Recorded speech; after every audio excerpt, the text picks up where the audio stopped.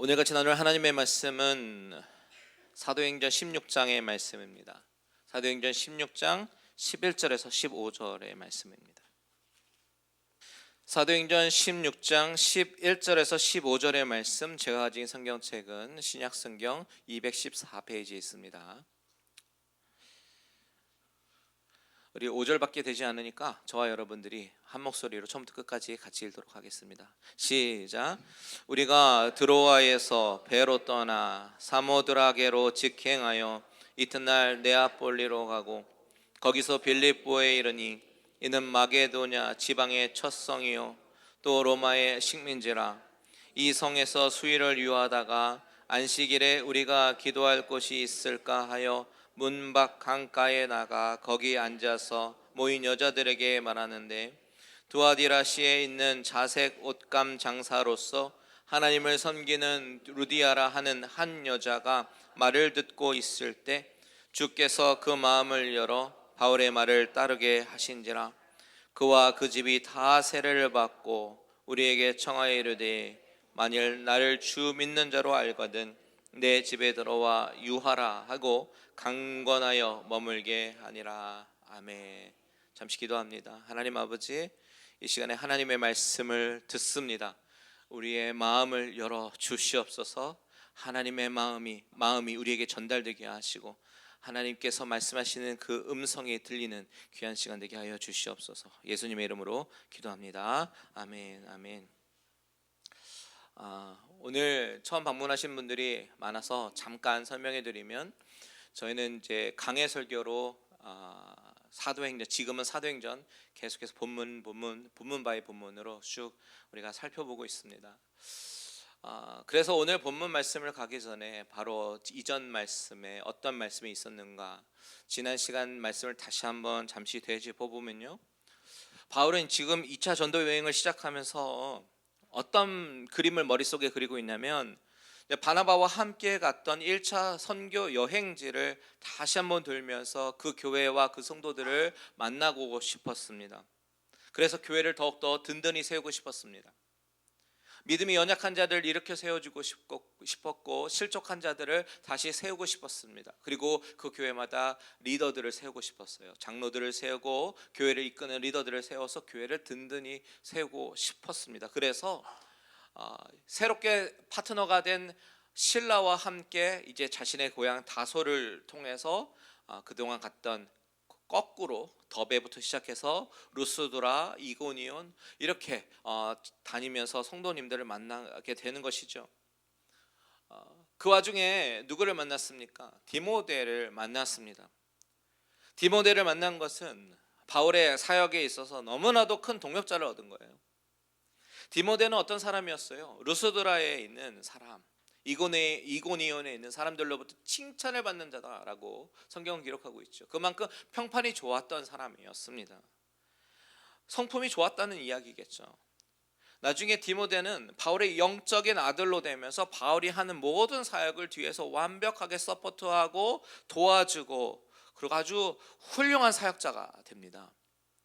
그는 다양한 유대 문화와 그리고 이방인 문화 동시에 이해할 수 있는 그런 포텐셜이 너무 많은 사역자였어요. 어머니는 유대인이었고 아버지는 헬라인이었기 때문에 유대 문화와 이방 문화를 다 같이 가져갈 수 있는, 말하자면 우리 자녀들처럼 1.5세, 2세처럼 두 가지 문화를 완벽하게 이해하는 그런 젊은 청년이었죠. 그랬던 그가 바울의 선교팀에 합류하게 되면서 바울의 선교팀은 크게 힘을 얻고 더 진취적으로 나아갈 수 있었습니다. 그리고 또 누가 합류했죠? 지난 시간에 보니까 의사 누가가 합류했습니다. 사도행전의 저자 누가가 합류했습니다. 이 사람은 바울이 이제 마게도냐 환상을 본 것을 기록하면서 우리가 곧 마게도냐로 떠나기로 힘썼다, 우리가라고 단어 쓰면서 자신이 이 선교팀에 합류했다라는 것을 알리게 되죠.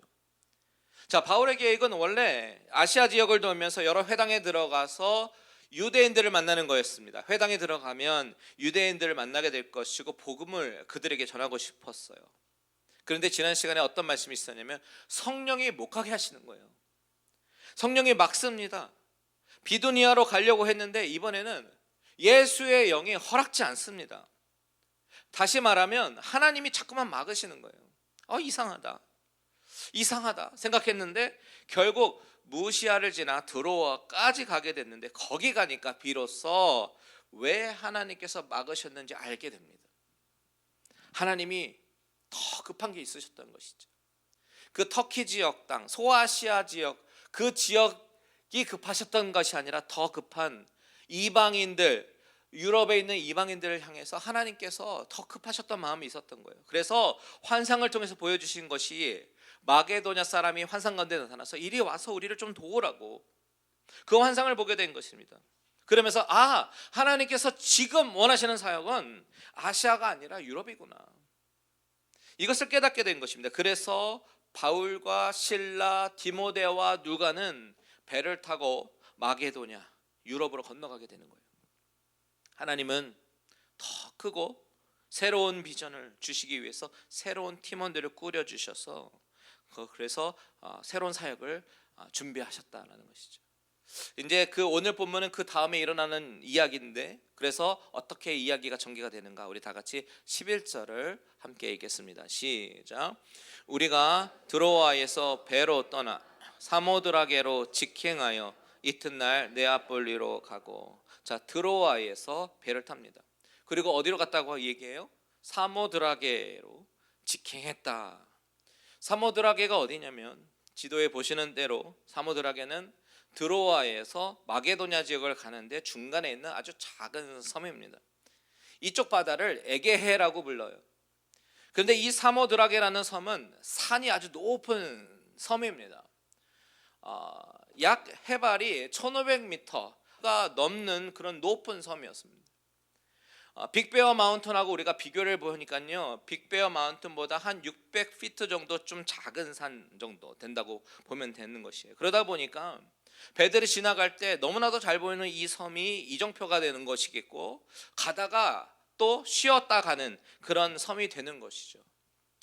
바울과 그의 일행도 거기서 하룻밤을 묵게 되는데, 그리고 그 다음날 성경에 보니까 그 다음날 네아폴리로 갔다라고 11절은 기록하죠. 자, 그런데 이 기록이요, 상당히 흥미로운 이야기입니다, 여러분.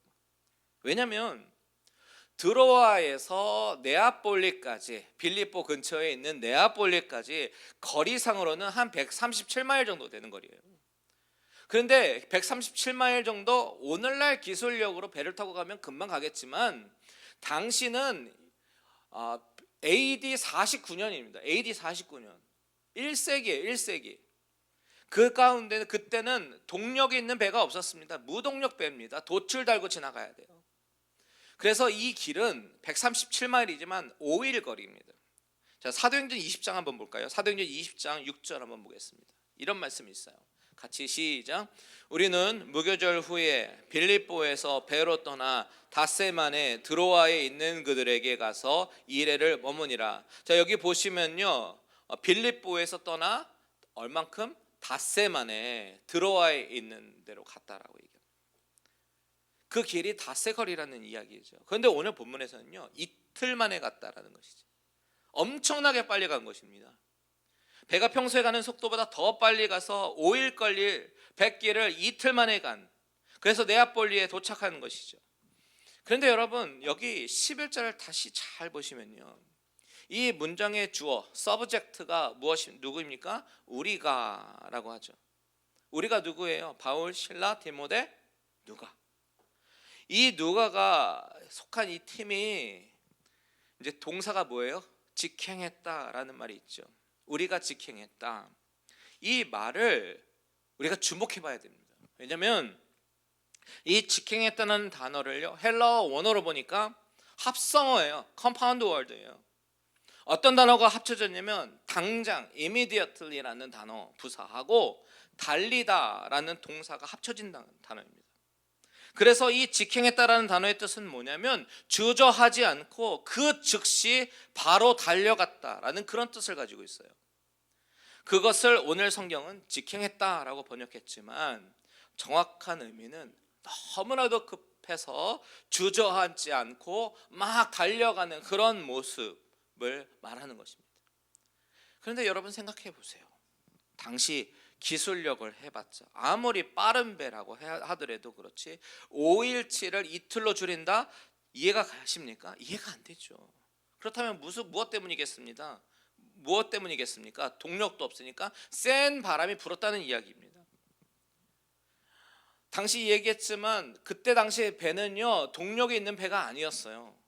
돛을 달아가지고 바람에 가는 것입니다. 동력이 생긴 거는요 19세기 초 1807년에 첫 동력이 있는 배가 탄생합니다. 그렇다면 그 바람을 타고 갔다는 이야기인데 그 바람을 주관하시는 그 하나님이 바람을 불게 하셔서 시간을 단축시키셨다라는 그 이야기를 하고 싶은 겁니다. 얼마나 마음이 급하셨으면 하나님이 유럽에 있는 이방인들에게 복음이 시급하구나 그 사실이 얼마나 급하셨으면 그렇게 서두르셨을까 하는 것입니다. 여러분 이 이야기의 전개를 다시 한번 보십시오. 지난주 설교에서 바울은 루스드라에서 만난 디모데를 그 자리에서 할례를 시켰어요. 그 의미는 뭐예요? 유대인들에게 복음을 전하기 위해서는 그것이 더 효과적이겠구나라고 판단을 했으니까요. 그만큼 바울은 유럽에 갈 생각 없었습니다. 그냥 그 지역, 터키 지역, 한 지역에 머물면서 소아시아 지역에 찾아다니면서 새로운 마을 가면 회당을 찾아 들어가고 거기서 유대인들에게 복음을 전할 그런 계획을 갖고 있었던 것이죠. 그런데 하나님이 막으셨잖아요. 예수의 영이 허락하지 않으셨고 성령님께서 말씀을 전하지 못하게 하셨습니다. 그리고는 환상을 보여주시더니 마게도냐 한 사람이 나타나서 이렇게 오라고 건너와서 우리를 도우라고 그렇게 신호를 주셔요. 하나님이 아무리 둔한 사람이라도요 그 정도 신호는 알아듣습니다. 하나님이 이걸 원하시는구나. 그렇다면 마게도냐로 가야지. 이것이 하나님의 뜻이구나. 그래서 이 선교팀원들은 그 즉시 순종해서 서둘러서 막 가는 거예요. 바람까지 세차게 부는 것입니다. 그래서 이틀 만에 도착합니다. 여러분 하나님의 마음이 느껴지십니까? 사모 드리게로 직행했다 이 단어를 쓸 수밖에 없는 그 하나님의 심정을 이해하시겠냐고요. 로마의 시민권 가지고 있고 너무나도 똑똑했던 바울, 그리고 또한 로마의 시민권을 갖고 있는데 1.5세 혹은 2세로서 헬라 문화, 이방인의 문화 다 잘 알고 있는 신라, 성품이 너무 좋고 바울이 하는 모든 일을 뒤에서 든든하게 보조하고 있고 또한 이 두 양쪽 문화를 너무나 잘 알고 있는 디모데, 그리고 바울의 모든 선교 일정을 꼼꼼하게 기록하고 건강까지 다 챙겨주는 의사였던 누가, 이 어벤져스급 선교팀이요 하나님께서 만들어 주시니까 그들로 하여금 하나님께서 놀라운 일을 행하시는 거예요. 그러려고 한 팀으로 묶어주시고 하나님이 막 서둘러서 유럽으로 이틀 만에 도착하게 하셨다라는 것이죠. 도대체 무엇을 준비하셨길래? 그래서 이들이 도착한 곳은 이제 네아폴리라는 항구고요. 그 항구에서 약 10마일 정도 떨어져 있는 빌립보로 이동하게 됩니다. 12절을 같이 읽겠습니다. 시작. 거기서 빌립보에 이르니 이는 마게도냐 지방의 첫 성이요 또 로마의 식민지라. 이 성에서 수일을 유하다가, 자 유럽 대륙에 첫 발을 내디딘 이 선교팀은 빌립보로 이동하게 되는데 여기에 보면 이 빌립보에 대해서 뭐라고 얘기합니까? 마게도냐 지방의 첫 성이다. 또 로마의 식민지다. 이렇게 설명하고 있습니다.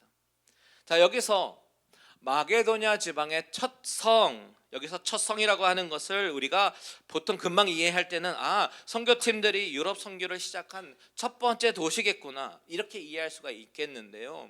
그런데 사실 여기에서 이 성경에서는 그런 뜻으로 적은 것은 아닙니다. 성경 있으신 분은 성경 펴시고 한번 보십시오. 성경에 보면 이 첫이라는 단어 앞에 조그맣게 1번이라고 보일 거예요. 그리고 그 밑에 관주를 쭉 보면 뭐라고 나오냐면 또는 어떻게 해요? 첫째 가는 성이요 라고 얘기합니다. 첫째 가는 성이다. 영어 성경 ESV 버전하고 NASB 버전을 보면요 A leading city of the district 이라고 얘기합니다. 그 마게도냐 지역을 이끄는 주도적인 도시라는 것입니다. 자, 이 선교팀이 도착한 빌립보는 당시 이제 로마의 통치 아래 있는 여러 도시들 중에서도 아주 으뜸 가는 첫째 되는 너무나도 중요한 도시였다. 주변 지역을 주도하는 도시였다라는 것이죠. 인구도 당시에 꽤 많은 인구가 살았습니다. 기록에 의하면 바울이 도착할 당시 빌립보의 인구는 약 10,000명 정도 살았다고 해요. 1세기에 10,000명이면 엄청난 숫자죠. 당시로서는 꽤 큰 도시였습니다.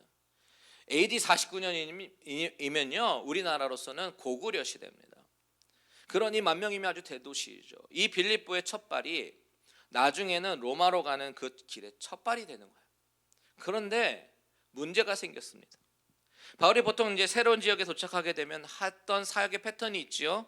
그것이 뭐냐면 바로 회당을 찾아 들어가는 일이었어요.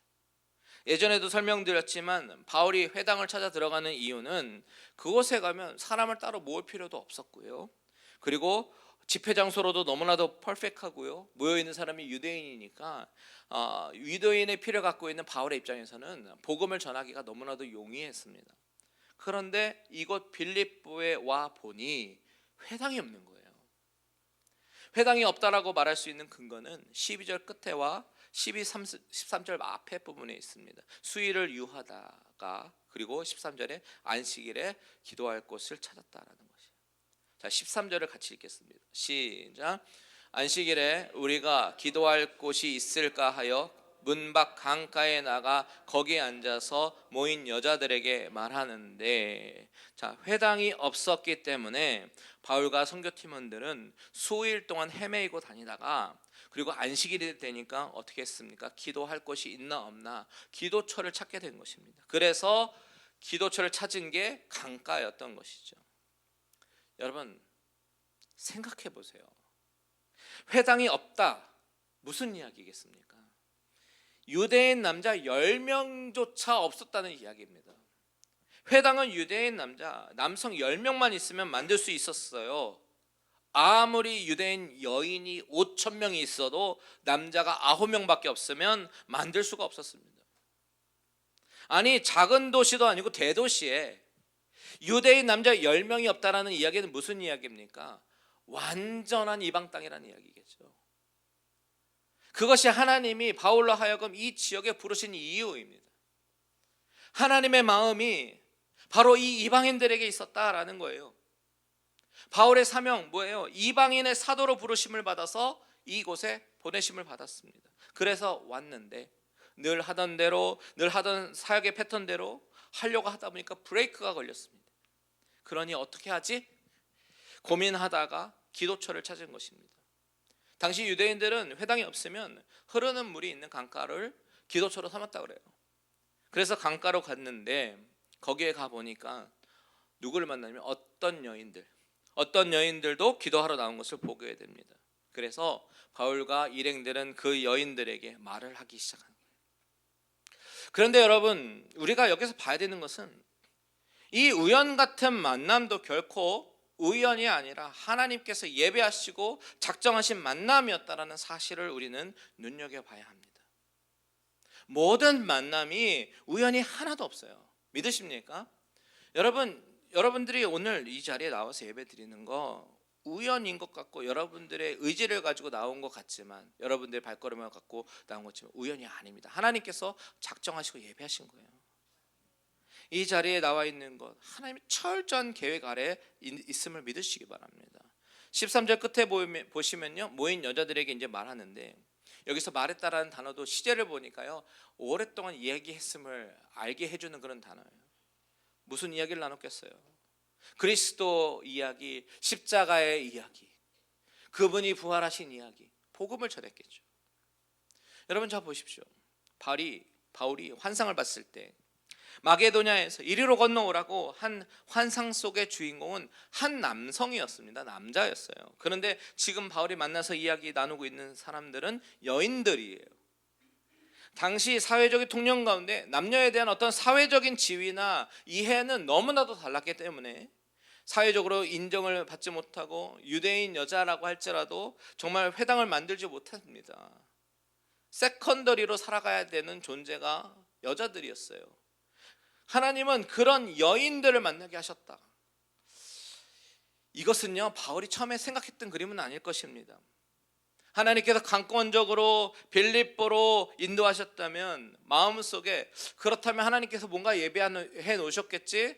아마 로마의 황제가 통치하는 도시니까 복음을 효과적으로 퍼지게 하려면 어떤 장관 같은 사람이라든지 정치인, 아니면 고넬료처럼 최소한 백부장이나 더 큰 인물을 만나서 그 사람들을 변화시킬 수도 있겠구나라고 생각했을 수도 있습니다. 그 환상 속의 주인공이 바로 그렇게 영향력이 있는 인물이다라고 생각했을 거예요. 그런데 막상 만난 사람들은 어떤 사람이에요? 별로 사회에서 주목받지 못하는 그런 이방인 여인들이었다라는 것이죠. 그런데 하나님이 이런 여인들을 만나게 하신 이유가 무엇이겠습니까? 왜냐하면 하나님은 힘이 없고 연약한 이방 여인들을 만나게 하심으로써 아주 더 크신 일을 계획하셨기 때문입니다. 그 큰 일이라고 하는 것은 유럽 전체의 복음화입니다. 연약한 여인들을 사용하셔서 큰 일을 이루신 하나님이에요. 우리 고린도전서 한번 읽어볼까요? 1장 27절 29절 시작. 그러나 하나님께서 세상에 미련한 것들을 택하사 지혜 있는 자들을 부끄럽게 하려 하시고 세상에 약한 것들을 택하사 강한 것들을 부끄럽게 하려 하시며 하나님께서 세상에 천한 것들과 멸시받는 것들과 없는 것들을 택하사 있는 것들을 폐하려 하시나니 이는 아무 육체도 하나님 앞에서 자랑하지 못하게 하려 하심이라. 아멘. 하나님 당시 가장 연약한 계층인 이방인 여인을 사용하셔서 유럽 복음화의 시작을 알리십니다. 왜냐하면 바로 그것이 어느 누구도 하나님 앞에서 자랑할 수 없으니까. 우리가 받은 그 은혜, 구원, 오직 하나님의 은혜, 그것으로밖에 설명할 수가 없으니까. 그런데 그 여인 중에 누가 끼어 있었어요? 14절을 같이 읽겠습니다. 시작. 두아디라시에 있는 자색 옷감 장사로서 하나님을 섬기는 루디아라 하는 한 여자가 말을 듣고 있을 때 주께서 그 마음을 열어 바울의 말을 따르게 하신지라. 루디아. 하나님은 이 여인을 예비하신 것입니다. 여러분 24절을 주목해 보세요. 24절이요, 오늘 말씀에서 가장 중요한 그런 말씀을 담고 있어요. 그것이 뭐냐면 바로 주께서 마음을 여셨다라는 부분이에요. 이것이 바로 하나님이 바울로 하여금 빌립보에 오게 하신 놀라운 계획의 시작입니다. 이 여인의 마음을 여십니다. 언제요? 바울이 전하는 말을 듣고 있을 때. 여러분, 하나님의 말씀이 선포될 때에 그 말씀의 능력이 우리 심령에 들어와서 깊이 박히는 것은요, 목사의 언변 때문이 아닙니다. 바로 성령께서 임재하셔서 우리의 마음을 열어주셔서 그 선포되는 하나님의 말씀을 듣게 하시는 것입니다. 그 역사하심이 바로 저와 여러분이 하나님의 말씀을 듣게 만들고 심령에 깊이 박히게 되고 내가 죄인임이 깨달아지게 되면서 십자가 앞에 고꾸라지게 만드는 하나님의 말씀의 능력인 줄 믿으시기 바랍니다. 같은 시간 같은 자리에 앉아 있어도요, 어떤 사람은 정말 생명의 폭포수와 같은 은혜의 말씀을 성령님께서 듣게 하십니다. 마음을 열어주시니까요. 그리고 어떤 그 말씀 앞에서 하나님을 대면합니다. 그런데 모든 사람이 다 그런 것이 아닙니다. 어떤 사람은요, 같은 말씀을 듣고도 냉랭합니다. 왜 그래요? 마음의 문이 열리지 않으니까요. 하나님은요, 오늘 본문에 루디아의 마음을 열어주십니다. The Lord opened her heart라고 얘기합니다. To respond to the things spoken by Paul. 바울이 말하는 것에 respond 하기 위해서 그녀의 마음을 열어주셨다라고 얘기합니다. 여러분, 하나님이 이 여인의 마음을 열어주셨는데 여기서 열다라는 이 헬라어 단어를 연구하다 보니까요, 놀라운 사실을 발견하게 됩니다. 디아노이고라는 이 단어는요, 크게 세 가지 뜻이 있어요. 하나는 열다, 우리가 잘 아는 뜻이죠. 문이 열리고 하늘이 열리고 그런 뜻입니다. 그런데 이 두 번째 단어가 갖고 있는 이 뜻은요, 첫 태가 열리다, 태에서 태어나다 라는 뜻이 있습니다. 아기가 태어난다는 이야기겠죠. 이 루디아가 성령님께서 마음을 열어서 선포되는 그 말씀을 들으니까 마치 임신 못하던 여성이 첫 아이를 갖기 위해서 태가 열리는 그런 영혼의 탄생을 암시하는 그런 그림입니다. 그래서 바로 그 다음날, 그날 그녀에게 다시 태어나는 그런 중생의 역사가 일어난 날이에요. 15절을 같이 읽습니다. 시작. 그와 그 집이 다 세례를 받고 우리에게 청하여 이르되 만일 나를 주 믿는 자로 알거든 내 집에 들어와 유하라 하고 강권하여 머물게 하니라. 그와 그 집이 다 세례를 받았다라고 성경은 증거하죠. 세례를 받았다고 하는 것은 뭐라고 말씀드렸습니까? 이제 주님을 나의 구주로 모시고 주님과 연합하여 살겠습니다라고 공적으로 선포하는 영적인 결혼식이 바로 세례식입니다. 물론 당시에는 침례를 했겠죠. 그럼 한번 상상해 보세요, 여러분. 물속에 앞으로 들어가는 것도 아니고 뒤로 들어갈 때 나 루디아는 이제 죽습니다 선포하고 물에 들어갑니다. 숨을 잠시도 쉴 수 없는 그 물속에 누워있을 때 선포하는 거예요. 나는 죽습니다.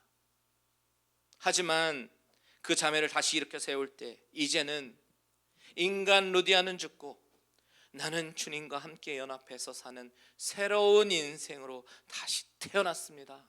이 고백을 담은 의식, 세례를 온 집안이 받게 되는 것입니다. 이것이 주께서 마음을 열어주시니까 생기는 일이에요. 또 다른 뜻 세 번째는 이 열리다라는 단어의 뜻은요, 풀어져서 설명되다라는 뜻이 있어요. 마치 실타래가 엉켜 있는 것처럼 엉켜서 하나도 이해가 되지 않았던 인생의 모든 문제들이 하나씩 풀리고 이해가 되기 시작하는 것입니다. 하나님의 뜻과 계획과 경륜이 깨달아지기 시작하는 거예요. 이것이 헬라어 디아노이고의 단어 속에 포함된 뜻입니다. 이제야 비로소 깨닫게 되는 하나님의 뜻, 이것이 무엇입니까? 많은 사람들이 루디아라는 여인을 바라볼 때 그녀의 직업에 집중하지요. 자색 옷감 장사라는 거예요. 그러면서 자색은 당시에 부자들만 입는 아주 고급스러운 염색 기술이었으니까 그 여인은 아주 훌륭한 비즈니스 워먼이었다, 아주 부자 여인이다, 그 백그라운드에만 집중하는데요. 하지만 오늘 본문에서 말하고 있는 메시지는 아주 명확합니다. 포커스는 이 여인의 백그라운드가 아니라 이방인 여인, 당시 복음을 전하기에는 사회적 개념과 통념상 불가능에 가까운 그런 여인의 마음을 하나님께서 여셔서 복음을 듣게 하셨다라는 것입니다.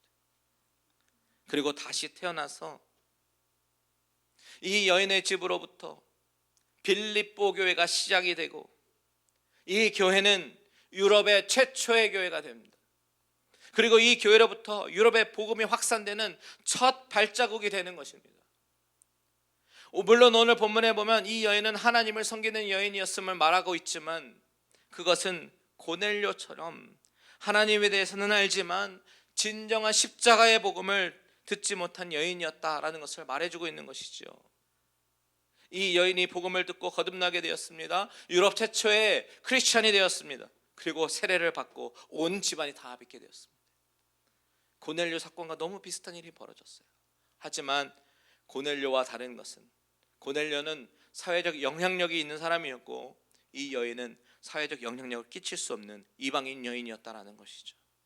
이 작은 여인으로부터 시작된 하나님의 미스테리우스한 비밀과 경륜은 이 여인으로부터 빌립보의 복음화의 첫 발걸음이 되고 이것은 유럽의 복음화의 발판이 되었습니다.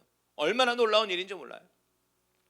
여러분, 우리의 인생 가운데 풀리지 않는 엉킨 실타래가 너무나도 많이 있습니다. 도저히 이해가 안 가는 것들이 너무 많이 있습니다. 하지만 그것들이 언제 해결이 되느냐?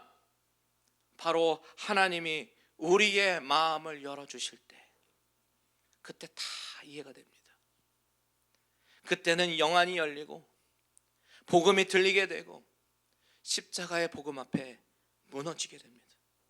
내가 얼마나 무섭도록 더러운 죄인인지 알게 되고 그 죄성을 십자가 앞에 철저하게 회개하면서 그렇게 하도록 성령님께서 인도하셔요. 그때 태가 열려서 아기가 나오듯이 우리는 다시 태어나게 되는 것입니다. 이것이 거듭남입니다. 중생입니다. 내 자아가 무너지고 세상과 나는 간과도 없고 오직 구속한 주만 보이는 그런 귀한 신앙을 갖게 되는 것입니다. 하나님이 마음을 열어주시니까 놀라운 사건들이 일어나는 것이죠. 여러분, 이 사건이 바로 이 자리에 있는 모든 분들에게 경험되기를 주님의 이름으로 축원드립니다. 여러분, 저와 여러분의 인생 가운데 분명한 하나님의 계획이 있으심을 믿으시기 바라요. 우연은 아무것도 없습니다. 다 하나님의 철저한 인도하심 아래서 이루어지는 거예요. 우리의 인생에 경험되는 디투어, 두 해로도 다 하나님의 뜻과 계획이 있습니다. 우리가 겪어야 했던 코로나도, 그로 인한 어려움과 아픔도 나중에 얽힌 실타래가 다 풀어질 때 알게 됩니다. 아, 하나님의 이런 뜻이 있었구나. 아마 이 모든 일들을 겪으면서 바울도 크게 깨달은 것이 있을 거예요. 하나님이 자신을 여기까지 강권적으로 부르신 이유, 그것을 깨달았을 겁니다. 아, 하나님이 일을 하려고 하시는데 유럽을 부흥시키고 복음을 확장시키고 루디아와 사람들의 마음을 열어주시려고 하는데 그들에게 전파자가 필요했던 것이구나. 이것을 깨달았을 거예요. 주께서 마음을 여시면 열리는데 주님의 마음을 전달할 전달자가 필요했던 것이죠. 그래서 바울과 실라, 디모데와 누가를 사용하셔서 루디아의 마음을 여시는 거예요. 여러분, 저는 오늘 이 본문 말씀이 저와 여러분의 이야기가 되기를 바랍니다. 여러분과 여러분의 자녀들과 모든 식구들의 마음이 주님이 역사심으로 열리게 되는 역사가 일어나길 축복합니다. 그래서 루디아의 집이 빌립보의 첫 교회가 되어서 귀하게 쓰임 받았던 것처럼 저와 여러분의 가정이 하늘나라에 확장되는데 귀하게 쓰임 받는 가정들이 되시기를 주님의 이름으로 축원드립니다.